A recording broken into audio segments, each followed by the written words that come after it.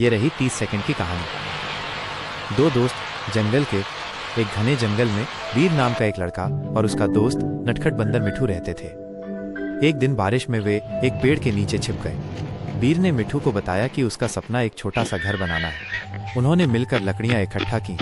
मिठू ने भी पूरी मदद की। साथ में उन्होंने एक प्यारा सा घर बनाया। रात में फिर भी मोमबत्ती की रोशनी में बैठे खुश और संतुष्ट। वीर और मिठू की दोस्ती ने दिखाया कि मिलकर काम करने से कोई भी सपना पूरा हो सकता है। इनमें एक चमकदार सफेद मोती मिला। जब वो इस जादुई मोती को देख रहा था तभी एक विशाल काला बाज उड़ता हुआ आया और उस मोती को चुरा कर ले गया। चूहा डर गया और उसने बाज का पीछा करने का फैसला किया। जैसे जैसे वो भाग रहा था उसे बड़े बड़े चमकदार मोती मिले।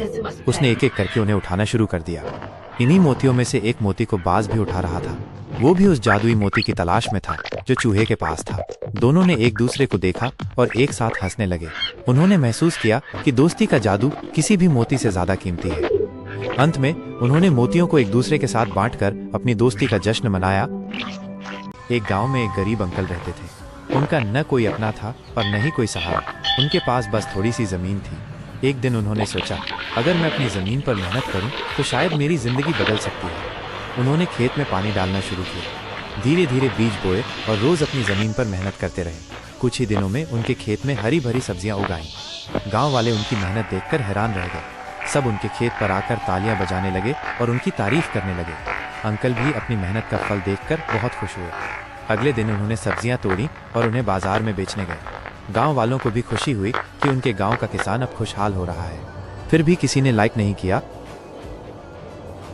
एक छोटा खरगोश जिसका नाम बनी था, वो एक सुनसान समुद्र तट पर अकेला रहता था।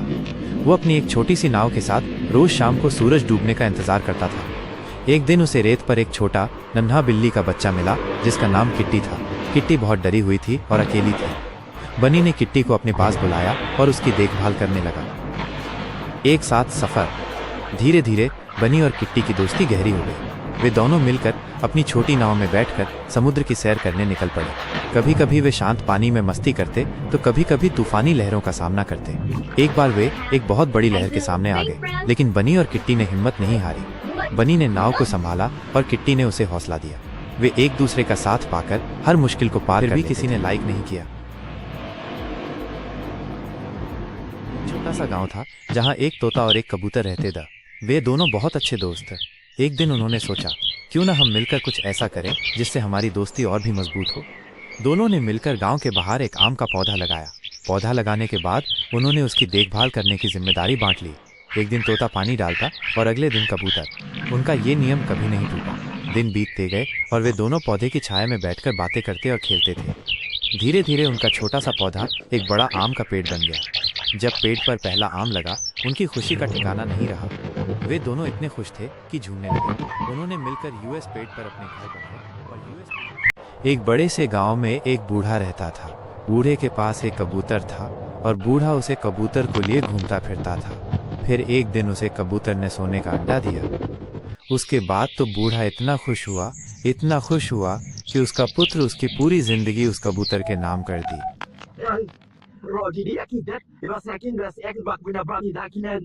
हर रोज सुबह वो अपने छोटे छोटे चूजों को लेकर दाना चुगने निकलती। मुर्गी हमेशा अपने बच्चों को सिखाती, बेटा मेहनत करने से ही पेट भरता है। गांव के दूसरे पंछी और जानवर उसे देखकर हंसते थे और कहते, इतनी मेहनत क्यों करती हो, थोड़ा आराम भी कर लो। एक दिन गांव में तेज बारिश आई। आसमान काला हो गया, बिजली चमकने लगी और जोर की हवा चलने लगी। मुर्गी पहले से ही अपने बच्चों के लिए एक मजबूत घोंसला बना चुकी थी। जैसे ही जब बारिश खत्म हुई तो सारे चूजे खुशी से चहकने लगे। उन्होंने अपनी माँ से कहा, माँ अगर आप हमें बचाने के लिए मेहनत न करती तो आज हम सब भीग जाते। मुर्गी मुस्कुराई और बोली, बच्चों हमेशा याद रखना, मेहनत और समझदारी ही जीवन की सब। घड़ी में आधी रात का समय था। रोहन कमरे में अकेले बैठकर किताब पढ़ रहा था। अचानक खिड़की अपने आप खुली और ठंडी हवा का एक झोंका अंदर आया। उसी के साथ एक फुसफुसाहट सुनाई दी, मैं आ गई हूँ। रोहन ने डर कर टॉर्च जलाई पर सामने कोई नहीं था। तभी उसकी नजर शीशे पर पड़ी।